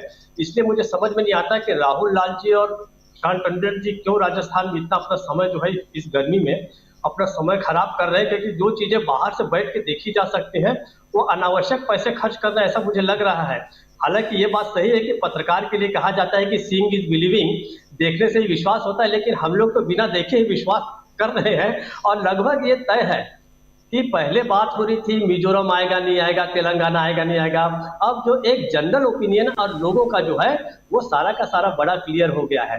देखिए, राहुल गांधी पहले व्यक्ति थे जिन्होंने कहा था कि हम 4 राज्य जीत रहे हैं, केवल राजस्थान में जो है वो नेक टू नेक फाइट होगी। लेकिन कल जब वो जोधपुर में उतरे एयरपोर्ट पे, उन्होंने कहा हम स्वीप कर रहे हैं। अब राजस्थान भी उन्होंने अपनी विश लिस्ट में शामिल कर लिया है, बता दिया है कि 5 राज्य एक तरह से हम जीत रहे हैं। अब ये जो नेताओं के जो बड़बोलापन है या बहुत बड़ी बड़ी बातें हैं, जिसको उन शब्दों को दोहराना भी कोई ठीक नहीं है, समय की बर्बादी है, वो इसी सर्वे के कारण है, इसी तरह की ओपिनियन के कारण सारे लोग जान गए हैं। अब देखिए, संकल्प पत्र उठाकर वसुंधरा राजे क्या करेंगे? उन्हें पता है कि संकल्प पत्र को मुझे मिले चाहे न मिले, इम्प्लीमेंटेशन की तो कोई नौबत आनी ही नहीं है। भारतीय जनता पार्टी के बाकी नेता जिस उम्मीद के साथ उस संकल्प पत्र को दिखा रहे हैं, उसको रिलीज कर रहे हैं, वसुंधरा राजे जानती है कि कम से कम उन्हें जो है इस संकल्प पत्र को न तो पढ़ने की जरूरत है, क्योंकि उनको इस पर क्रियान्वयन का मौका मिलने ही वाला नहीं है। इसलिए चाहे स्मृति ईरानी हो और चाहे मोदी जी हो, ये सारे के सारे लोग जो है अपनी उसी भाषा में आ गए हैं जिसको हमारे प्रशांत टंडन जी एग्जिट पोल कहते हैं। तो एग्जिट पोल मोदी जी जब कोई इस तरीके की बात करते हैं तो समझिए पूरे राज्य के लिए लागू होता है, लेकिन स्मृति ईरानी या छोटे नेता जब कोई ऐसी बात करते हैं तो समझ लीजिए एक एक पॉकेट या एक एक रीजन का वो एग्जिट पोल दे रहे हैं। तो इन तमाम एग्जिट पोल को आप इकट्ठा कर लीजिए। मुझे लगता है कि राहुल लाल जी बहुत ज्यादा ठीक है, वहां पे मौसम बहुत अच्छा है राजस्थान का, लेकिन मुझे लगता नहीं कि अब आपको बहुत ज्यादा वहां घूमने की जरूरत है, सारा कुछ बहुत क्लियर है। मुझे एक ही घटना याद आ रही, बहुत साल पहले मैं एसपी सिंह साहब के पास बैठा था, उन्होंने एक पत्रकार को भेजा हुआ था कहीं पर रिपोर्टिंग के लिए, उसने खबर भेजी कि फला फला उम्मीदवार जीत रहा है। तो एसपी सिंह ने फोन लगाया, कहे भाई वापिस आ जाओ, तुमने तो बता दिया है कि कौन जीत रहा है, तब तुम क्या करोगे वहां इतने दिन रुक के। तो मुझे लगता है कि वहां पे बहुत ज्यादा जाने की जरूरत नहीं है, सब कुछ बहुत क्रिस्टल क्लियर है जिसको हम कहते हैं। तो ये हवा जो है, ये हवा ही कहा भी जाता है कि हवा लग गई। एक बात चलती है, कई बार भूत प्रेत के पास उतारने के लोग ले जाते हैं तो कहते हैं कि इसको हवा लग गई है, हवा उतार दीजिए। ये वही हवा है जो राजस्थान के बीजेपी के नेताओं को लग चुकी है, इसलिए उनके जो भाषावली है वो पूरी की पूरी बदल गई है राजीव जी। बिल्कुल, भाषावली बदल गई है और यहाँ की हवा उधर पहुँच चुकी है, यानी कि मध्य प्रदेश और छत्तीसगढ़। बता रहे हैं दीपक जी की छत्तीसगढ़ में शुरुआत से लेकर आज तक वहाँ पर जो लोगों के विचार थे वो नहीं बदले। चुनाव समाप्त हो गया है, अगर विचार नहीं बदला तो इसका मतलब है कि चुनाव भी उसी दिशा में है जिस दिशा में अभी तक कहा जाता था। लेकिन क्या इसी दिशा में और वहाँ खासकर राजस्थान में लोगों के विचार बदल गए हैं? जहाँ पर 5 साल रिवाज बदलने नहीं बल्कि रिवाज बनाने, जो रिवाज था कि 5 साल में हर 5 साल पे हम सरकार बदल देते हैं, क्या वो रिवाज बदलने वाला है? क्या वो परंपरा बदल जाएगी या कुछ और होने वाला है? और सबसे बड़ी बात कि सेंट्रल जोन में क्या कुछ हो रहा है, यानी कि मध्य भाग जो है राजस्थान का, जहां कहा जाता है कि बीजेपी मजबूत है, वहां क्या कुछ होने जा रहा है? और एक महत्वपूर्ण बात, अभी इससे पहले आप कह रहे थे राहुल लाल जी कि अब तो बीजेपी के कार्यकर्ता और खासकर आरएसएस के कार्यकर्ता जो हैं वो भी बीजेपी की तरफ नहीं देख रहे हैं, तो बीजेपी को गुजरात से लोगों को लेके आना पड़ा है। ये बहुत बड़ी बात आप कह रहे हैं और आपको ऐसे गुजराती मिले भी हैं, इसलिए मैं जानना चाहता हूं कि ये आखिर हो क्या रहा है? राजस्थान के लोगों ने क्या ये सोच लिया है या मन बना लिया है कि नहीं, इस बार हम जो सरकार है उसी को रिपीट करेंगे? और अगर ऐसा है तो फिर मध्य भाग में क्या कुछ आप देख रहे हैं? देखिए, सबसे पहले तो मध्य भाग जो कि पूरा बीजेपी का गढ़ रहा है, मैं एकदम आपको आप कह रहा पे भी भारतीय जनता पार्टी नुकसान की स्थिति में है। और पासपोर्ट साहब को मैं अपने फर्ज नहीं कर रहा, मीडिया संगठन की तरफ से ही मैं आया हूं यहाँ पे, इसलिए सुना दे रहा हूं दीपक जी। अब दूसरी चीज की देखिए यहाँ पे क्या स्थितियां बनी है, जैसे मैं आके देख रहा हूं, इस 15 दिनों के भीतर फिर से आवाज आ रही है मेरी? रिकनेक्ट जी, आप जरा रिकनेक्ट कीजिए तो ज्यादा बेहतर होगा। तब तक मैं अखिल स्वामी जी के पास आता हूं, आप जरा एक बार रिकनेक्ट कर लीजिए। बहुत इंपॉर्टेंट बात यहां आप रख रहे हैं और वो हमको भी और हमारे दर्शकों को भी सुनना बहुत जरूरी है। लेकिन स्वामी जी, बातें हम लोग कर रहे हैं और एक महत्वपूर्ण बात यहां राहुल लाल जी बता रहे हैं कि अब यहां पर यानी कि राजस्थान में गुजरात से लोगों को, समर्थकों को, कार्यकर्ताओं को, आरएसएस के लोगों को लाना पड़ा है। ये इसके क्या मायने निकाले जाए या ये चलता रहता है? देखिए, वास्तविकता में राजीव जी जो विश्लेषण हम लोग करते हैं और 2018 से उसका कंपैरिजन करते हैं, 2019 से कंपैरिजन करते हैं, उसमें एक खोट है। मैं केवल एक टीचर की तरह बोल रहा हूं, एक शिक्षक की तरह बोल रहा हूं, उसमें एक बहुत बड़ी गलती है। देखिए, 2018 में मोदी जी का बहुत तगड़ा अप ट्रेंड था। Modi ji was a asset for BJP. Rahul Gandhi 2018 में बहुत बुरी तरह डाउन ट्रेंड में थे, इसमें कोई डाउट नहीं है। जो एक जनमानस के अंदर इमेज थी जो कि बिगाड़ी गई थी राहुल गांधी की, वो बहुत ज्यादा डाउन ट्रेंड में थी। पिछले 14 महीने के अंदर जो राहुल गांधी की छवि है, वो तो मैं मैक्रो फैक्टर की बात कर रहा हूं, जो बातें हो रही हैं यहां पे वो माइक्रो फैक्टर की हो रही हैं। मैक्रो फैक्टर में अगर आप देखें तो राहुल गांधी की जो छवि 15 महीने पहले थी और आज जो छवि है उसमें जमीन आसमान का अंतर है। 15 महीने पहले क्योंकि राहुल गांधी की छवि बहुत ज्यादा खराब थी और विपक्ष के अंदर एकता नहीं थी और उसमें कोई एक छत्र नेता नहीं था, और मोदी जी की छवि बहुत अच्छी थी इसलिए क्योंकि अपोजिशन में कोई उनका विकल्प नहीं था, टीना फैक्टर वहां काम कर रहा था। आज के तारीख में जब पुराने मापदंडों से उसे आप कंपेयर करते हैं, आज राहुल गांधी ने अपने साथ कम से कम 15-20% वोट ऐसे इकट्ठे कर लिए हैं जो कि कभी कांग्रेस या बीजेपी समर्थक नहीं थे, लेकिन जो बीजेपी समर्थक थे वो भी राहुल गांधी के समर्थक हो गए। ये एक बहुत बड़ा चेंज हुआ है एनवायरनमेंट में।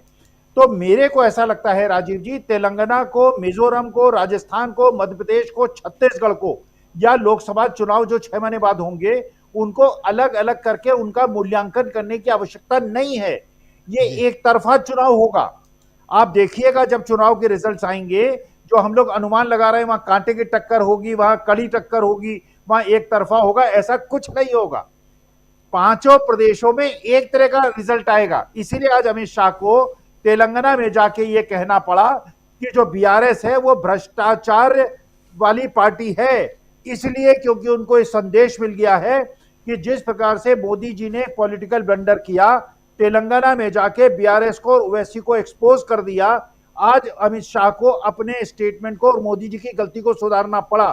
तो मेरा यह मानना है, धर्म हो, जाति हो, क्षेत्र हो, इसका वर्गीकरण, इसके आधार पे कोई भी चुनाव का निष्कर्ष का अंदाजा लगाना उचित नहीं है। मैक्रो फैक्टर में Rahul Gandhi is become the differentiator. Rahul Gandhi vote add कर रहे हैं कांग्रेस अलायंस में और मोदी जी वोट जो है डिडक्ट कर रहे हैं। इसलिए कम से कम मेरा अंदाजा है 8 से 10% का वोट डिफरेंस बीजेपी और कांग्रेस के अंदर इन 5 विधानसभा चुनाव में होगा। 3 दिसंबर को डिस्कस करेंगे। मेरा टीचर मन जो है वो ठीक काम कर रहा है, गलत होगा नहीं होगा फिर मैनेजमेंट की किताबें दोबारा पढ़ना शुरू कर दूंगा। जी, बहुत बड़ी बात आप कह रहे हैं कि 8 से 10% दोनों के बीच अंतर छोटा मोटा अंतर नहीं होता, बहुत बड़ा अंतर। छत्तीसगढ़ में तो 0.75% के अंतर से सरकार जो है वो बन जाती थी बीजेपी की। 3 बार 2001 में, बहुत मज़ेदार आंकड़े हैं, ज़रा आप लोग सुन लीजिए। छत्तीसगढ़ में 2003 में जब पहली दफ़ा वहाँ पर सरकार बनी बीजेपी की, तो बीजेपी और कांग्रेस के बीच आंकड़ों का अंतर 1.25 था, यानी कि 1.25% का अंतर था। 2008 में जब दूसरी बार बीजेपी यानी कि रमन सिंह की सरकार बनती है तो 1% का अंतर था कांग्रेस और बीजेपी के बीच। 2013 में जब सरकार बनती है तो 0.75% का अंतर था बीजेपी और कांग्रेस के बीच, और 2018 में कांग्रेस और बीजेपी के बीच का अंतर 10% था। Bumper vote. क्या ये जो कह रहे हैं स्वामी जी कि इस बार 5 राज्यों में 8 से 10% के अंतर से कांग्रेस जीतेगी, ये सचमुच होगा? ऐसा बताएंगे हम 3 दिसंबर को। हम सब बैठेंगे, इस पर चर्चा ज़रूर करेंगे। लेकिन राहुल लाल जी, आपके पास अब फिर से आना चाहता हूँ। सेंट्रल यानी कि मध्य जोन जो है, मध्य भाग राजस्थान का, वहाँ कहाँ की हवा है? और जो आप जो कह रहे हैं कि यहाँ पर लोगों का मिजाज बदलता हुआ दिखाई दे रहा है, सचमुच ऐसा है क्या आप जो कह रहे हैं? कैसे आपने, जरा समझना चाहता हूँ, क्योंकि बहुत इंटरेस्टिंग है ये जानना कि अगर मध्य भाग में लोग जो हैं वो कांग्रेस की तरफ झुकाव उनका दिखाई दे रहा है, और दूसरी बात कि बाहर से लोगों को लाने की ज़रूरत पड़ रही है, तो यहाँ के लोग कर क्या रहे हैं? राजस्थान के लोग, बीजेपी के समर्थक, आरएसएस के लोग। देखिए, सबसे प्रथम चीज तो कि जो हिस्सा आपने अपनी उसकी संगमारी कह लीजिए, भारतीय जनता पार्टी की स्थिति कमजोर, भारतीय के लोगों में उत्साह नहीं है। एक तरह से नंबर 1 चीज की उनमें उत्साह की बड़ी भारी कमी है। हम लग रहे थे वसुंधरा राजे प्रकरण को लेके, देखिए वो भारतीय जनता पार्टी को बहुत ज्यादा नुकसान है। स्थितियों की तुलना करनी पड़ेगी हम लोगों को। एक तरफ अशोक गहलोत और उनकी लोकप्रिय नीतियां, उन्होंने जो है कि वो उन्होंने बजट में घोषणा की और उसका जमीन पर इंप्लीमेंटेशन, तो उनकी नीतियां वो काफी मरी हैं। दूसरी तरफ भारतीय जनता पार्टी की जो प्रमुख नेता वसुंधरा राजे, आपने दिखाया ही कि वसुंधरा की वो नाराज होकर चल रही हैं। आप अगर यहाँ पे हम लोग ग्रामीण क्षेत्र में कहीं पे भी जाते हैं, अगर मेरी आवाज क्लियर ना जा रही हो तो मैं फिर से रिकनेक्ट होकर एक बार प्रयास करता हूँ। जी, आपकी आवाज बार बार जा रही है बीच बीच में, लेकिन हम कोशिश यही कर रहे हैं कि इसी को कंटिन्यू करते हैं। थोड़ा सा बस शॉर्ट थोड़ा बोलिए और इसको कंटिन्यू करते हैं, क्योंकि मैं समझ रहा हूँ आप बाहर हैं, होटल के कमरे में बैठे हैं और वहाँ होता है कई बार वाईफाई में दिक्कत। जी राहुल लाल जी। हाँ, मैं ये कह रहा था कि वसुंधरा राजे यहाँ की एक बड़ी स्थापित नहीं है। आप अगर ग्रामीण क्षेत्र में हम लोग कहीं पे भी जाते हैं तो लोग जो कानून मेघवाल, उनका नाम ही नहीं सुना है किसी ने, गगन सिंह शेखावत, उनका नाम ही नहीं सुना है। जो बीजेपी जिनको अपना बना, जैसे अभी बालकनाथ को लेकर चर्चा कर रहे थे हम लोग, मैं तिजारा भी गया हुआ था। देखिए बालकनाथ में अगर अभी से कुछ समय बाद अब वो देखिए लगातार वहां तो पोलराइजेशन वाले बयान दिए जा रहे हैं, पाकिस्तान के संबंधित जो जहरीले बयान जो है कि बालकनाथ देने का प्रयास कर रहे हैं। तो आप सोच के देखिए कि जो योगी आदित्यनाथ बनाने का प्रयास कर रहे हैं वो अपने सीट पर ही जीतने के लिए संघर्ष कर रहे हैं। सबसे बड़ी बुरी स्थिति क्या होगी? बालकनाथ की स्थिति कमजोर है। मैं आपको तो अभी के समय तक में उस वहां के क्षेत्र में हमें वो स्थितियां अच्छी नहीं दिखी थी जी। ऊपर देखिए सबसे महत्वपूर्ण चीज ये है, राहुल लाल जी बहुत ज्यादा डिस्टरबेंस है, माफी चाहूंगा, रोक रहा हूं आपको, लेकिन आप जो बात कह रहे हैं बहुत महत्वपूर्ण बात कह रहे हैं। यहाँ महत्वपूर्ण बात इसलिए क्योंकि कई सांसदों को उतारना, बालकनाथ से लेकर के और तमाम लोग जो हैं, तमाम सांसद और वरिष्ठ नेताओं को उतार कर बीजेपी चाहती थी कि एक माहौल क्रिएट करें, लेकिन वो माहौल क्रिएट करने में अभी तक बीजेपी नाकाम नज़र आ रही है। और अब चूंकि चुनाव सिर पे है, 25 तारीख को, आज की तारीख अगर देख लें तो 18 तारीख है और अब से ठीक 7 दिन बाद चुनाव है, 1 सप्ताह बाद चुनाव है और मतदान है, और उसके लिए अभी से लोगों ने अपना मन तो जरूर बना लिया होगा। इसलिए हम भी अब जा रहे हैं, हमसे पहले राहुल लाल जी पहुंचे हुए हैं, प्रशांत टंडन जी एक बार लौट के आ चुके हैं, दोबारा प्रशांत जी जा रहे हैं। तो इसलिए कि अब जब लोगों ने मन बना लिया है तो क्या मन बनाया है ये जानना बहुत जरूरी है। आखिरी दौर में क्या कुछ जा रहा है, क्योंकि आखिरी समय में लोग अपना पूरा मन बना के अब बैठ जाते हैं कि मुझे तो इन्हीं को वोट देना है। कौन क्या कहता है ये आप तक हम जरूर पहुंचाएंगे, लेकिन प्रोफेसर रविकांत जी, जरा एक बार आपके पास फिर से आना चाहता हूं। रविकांत जी, क्या ये जो मन बनाने वाली बात है, आपको भी लगता है कि अब राजस्थान की जनता और उधर तेलंगाना में लोगों ने मन बना लिया है, ऐसा माना जाए? निश्चित रूप से 3 राज्यों के चुनाव संपन्न हो चुके हैं और अब जो परिस्थितियां दिख रही हैं राजस्थान और तेलंगाना में, वो अब बहुत स्पष्ट होती जा रही है कि कांग्रेस पार्टी की तरफ लोग देख रहे हैं। इसी बीच राहुल गांधी तेलंगाना भी पहुंचे और जो जन सैलाब वहां पर था, राहुल गांधी की जो अपील है, खड़गे साहब की जो अपील है वहां से, वो इस बात को रेखांकित कर रही है कि तेलंगाना में भी अब बहुत ज्यादा ऐसा नहीं है कि कोई धुंध हो। वहां एक तो सीधा मुकाबला कांग्रेस पार्टी और पीआरएस के बीच है। भारतीय जनता पार्टी ने थोड़ा एक चाल चली थी कि वहां अपने आप को अगर वो विड्रॉ कर ले और अपना वोट ट्रांसफर कर दे बीआरएस में, तो शायद कांग्रेस पार्टी को कमजोर किया जा सकता है या उसको हराया जा सकता है। लेकिन कांग्रेस के लीडरशिप ने इस बात को समझा और दोगुनी ताकत के साथ तेलंगाना में वो इस समय चुनाव लड़ने की कोशिश कर रहे हैं।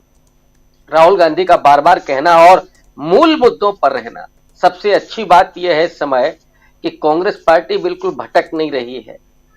जो सांप्रदायिक कार्ड खेलने की कोशिश कर रही है बीजेपी, उसका कोई जवाब नहीं दे रहे, बल्कि असली मुद्दों पर है। वो आदिवासी, दलित और ओबीसी की बात कर रहे हैं राहुल गांधी, बेरोजगारी की बात कर रहे हैं कि मोदी जी ने जो वादा किया था वो क्या मिला लोगों को। नौजवानों ने वोट किया था और उनको बदले में बेरोजगारी मिली। आदिवासियों ने वोट किया था, उनको अपमान मिला, उनके मुंह पर पेशाब किया जा रहा है। और ओबीसी जाति जनगणना नहीं कराने के लिए तैयार हैं।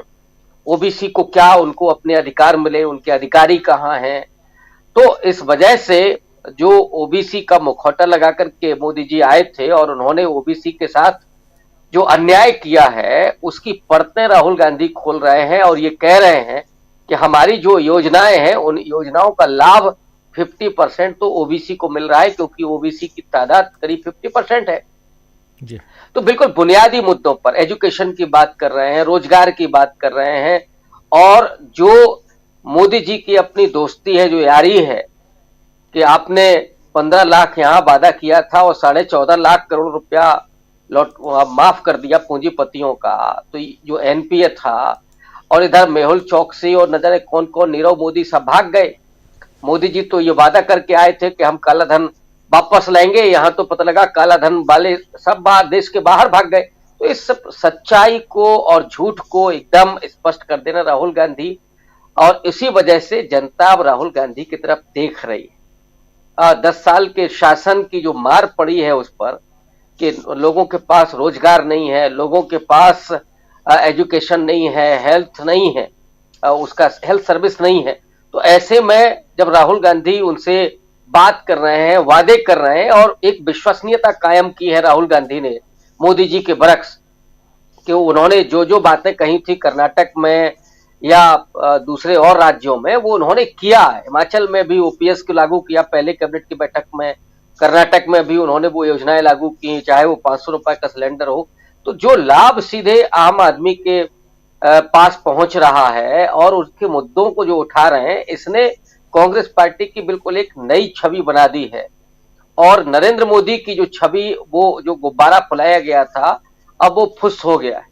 इस वजह से मुझे लगता है कि राजस्थान में भी तस्वीर साफ है। जो लोग वहां हैं वो इस बात को और ज्यादा स्पष्ट तरीके से बता पाएंगे। तेलंगाना में तो भीड़ देख करके और लोगों का रुझान है उसको देख करके मैं कह सकता हूं कि वहां बहुत स्पष्ट तरीके के कांग्रेस पार्टी चुनाव जीतने जा रही है। जी, तेलंगाना में क्या कुछ होने जा रहा है और राजस्थान में क्या कुछ कहा जा रहा है, माना जा रहा है, देखा जा रहा है, वो सब बता रहे थे, बयां कर रहे थे प्रोफेसर रविकांत जी। जरा आना चाहता हूं प्रशांत जी आपके पास। ये जो राहुल लाल जी जो बात कह रहे थे कि गुजरात से लोगों को लाया गया है, चुनाव में आते हैं लोग प्रशांत जी दूसरे राज्यों से, और हर पार्टी के लोग वहाँ जाते हैं और मदद करते हैं, लेकिन यहाँ सिर्फ लाना ही नहीं बल्कि राजस्थान के लोगों का मोह भंग होना, इसके क्या मायने निकाले जाएं? क्या राजस्थान ने ये मन बना लिया है कि नहीं, इस बार नहीं बदलना है, सरकार नहीं बदलनी, और या यहाँ पर जो एक हम देख रहे हैं वसुंधरा राजे सिंधिया के साथ जो कुछ हुआ, या ऐसे और भी कई वसुंधरा राजे सिंधिया के जो समर्थक हैं उनके साथ जो कुछ हो रहा है, इसका असर दिखाई दे रहा है अंदर खाने, ये माना जाए बीजेपी में। और तीसरी बात यहाँ एक और जो इम्पोर्टेंट रखना ज़रूरी है आपके सामने, कि लोगों के और ख़ासकर बीजेपी के जो कद्दावर नेता, चाहे मोदी जी हों या दूसरे हों, उनके जो बिगड़ते बोल हैं, इन सबको अगर एक साथ क्लब कीजिए तो परिस्थितियाँ बदली बदली सी दिखाई देती हैं।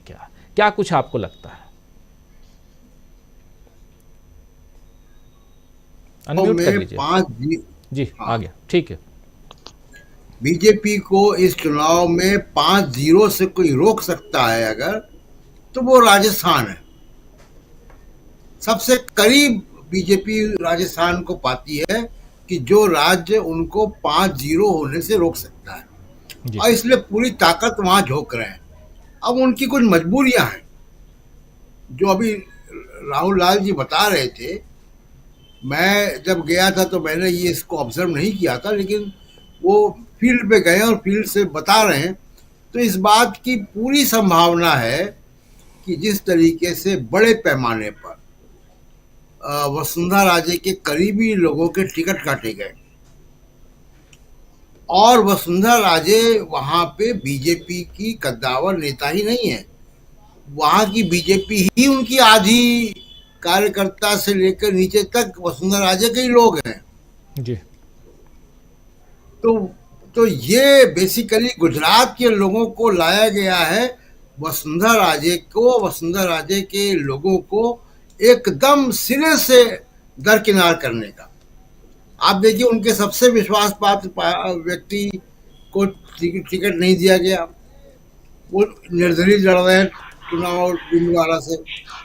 तो सबसे जो लग रहा है कि ये वसुंधरा राजे के लोगों को, उनके समर्थकों को से डर है, या उनको दरकिनार करना है वसुंधरा राजे को एकदम सिरे से, तो इसलिए गुजरात के लोगों को लाया गया है वहां पे। एक बात। दूसरी बात, जो बहुत इम्पोर्टेंट बात प्रोफेसर रविकांत ने कही तेलंगाना की, मैं राजस्थान पे आऊंगा, लेकिन एक बात जो उन्होंने बहुत इम्पोर्टेंट कही है, जिसपे हम लोग को थोड़ा सा खोजबीन और करनी चाहिए, कि क्या बीजेपी अपना वोट बीआरएस को ट्रांसफर करवा रही है, और अगर ऐसा हो रहा है तो ये बड़ी घटना है, और ये इसके बड़े दूरगामी राजनीतिक परिणाम होंगे, और बीआरएस के लिए भी और कांग्रेस के लिए भी। जी। क्योंकि बीजेपी की वहां कोई स्टेक्स नहीं, बीजेपी ये कर सकती है। लेकिन ऐसा हो रहा है तो ये बड़ी बात है, इस पे हम लोग अलग से एक दिन एनालिसिस करेंगे। वापिस राजस्थान की बात, देखिए तमाम सारे फैक्टर्स के अलावा जो मैंने पिछली बार बताए, उसके अलावा दो बड़े इंपॉर्टेंट फैक्टर राजस्थान में काम कर रहे हैं। एक राजस्थान में जो फैक्टर काम कर रहा है वो है कि बीजेपी आएगी तो स्वास्थ्य सेवाएं प्राइवेटाइज हो जाएंगी सारी, क्योंकि बीजेपी प्राइवेट सेक्टर को बढ़ाती है और वो बहुत डर लोगों के बीच में है, ये बात लोग करते हैं। और दूसरी कि one rank old pension scheme, old pension scheme important मुद्दा मध्य प्रदेश में भी है। ओल्ड पेंशन स्कीम पे हिमाचल का चुनाव कांग्रेस ने जीता। ओल्ड पेंशन स्कीम राजस्थान में लागू हो चुकी है। बीजेपी अगर जीत कर आए, क्योंकि बीजेपी ने अपने किसी राज्य में, जीते हुए किसी राज्य में ओल्ड पेंशन स्कीम को लागू नहीं किया, मध्य प्रदेश में भी नहीं किया। मैंडेट जरूर चोरी कर लिया, लेकिन ओल्ड पेंशन स्कीम नहीं लागू की मध्य प्रदेश में। तो लोगों को ये डर है कि बीजेपी अगर आई यहाँ पे सत्ता में तो ये ओल्ड पेंशन स्कीम जो है ये वापस हो जाएगी और ये उसी रास्ते पे चला जाएगा राजस्थान भी, जिस रास्ते में मध्य प्रदेश है या उत्तर प्रदेश है या बीजेपी शासित और प्रदेश है, जहाँ पे ओल्ड पेंशन स्कीम जो है वो लागू नहीं हुई है। और क्योंकि इसमें प्रधानमंत्री मोदी का और राष्ट्रीय स्तर पर बीजेपी का एक मत है कि वो इसके पक्ष में नहीं है, तो ये दो बड़े फैक्टर, स्वास्थ्य सेवाओं का निजीकरण, मतलब वही मनमानी कि मरीज जाएगा और उसको जो प्राइवेट डॉक्टर है वो एमआरआई और एक्सरे टेस्ट और पैथोलॉजिकल टेस्ट के नाम पर हजारों लाखों रुपए की लूटपाट का नर्सिंग होम कल्चर जो दिल्ली में है, जो तमाम जगहों पे बीजेपी शासित राज्यों में आपको देखने को मिलेगा कि नर्सिंग होम कल्चर, यानी मामूली जुकाम में भी अगर कोई बुखार में भी चला गया किसी नर्सिंग होम में तो वो जमीन बेच केगा जी। ये कल्चर वो राजस्थान में वो कल्चर को गहलोत ने पराजित किया। तो ये लोगों के अंदर डर है कि अगर ये जीत कर आए तो राजस्थान में भी नर्सिंग होम कल्चर पहुंच जाएगा और राजस्थान में ओल्ड पेंशन स्कीम जो है वो खत्म हो जाएगी। ये बड़े फैक्टर हैं जो चुनाव में काम करेंगे। हाँ जी बिल्कुल।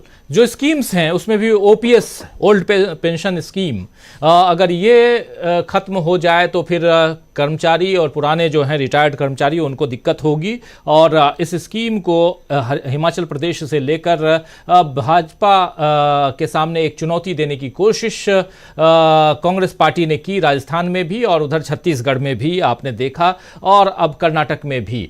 तो कांग्रेस पार्टी कई स्कीम्स को और उन गारंटियों को राहुल गांधी कहते हैं कि पहली ही मीटिंग में, कैबिनेट की मीटिंग में हम इसको लागू करेंगे और अमल में लाएंगे। ये बहुत बड़ी बात और एक भरोसा बनाने की कोशिश जनता के सामने। अगर कांग्रेस पार्टी उस भरोसे पर कायम रहती है, खड़ी रहती है, तो इसका मतलब आप समझिए कि आने वाले समय में कांग्रेस के लिए राहें आसान रहेंगी, लेकिन भाजपा के लिए कुछ ऐसे स्कीम्स को लेकर आना होगा, वरना बहुत तकलीफ होगी आने वाले समय में।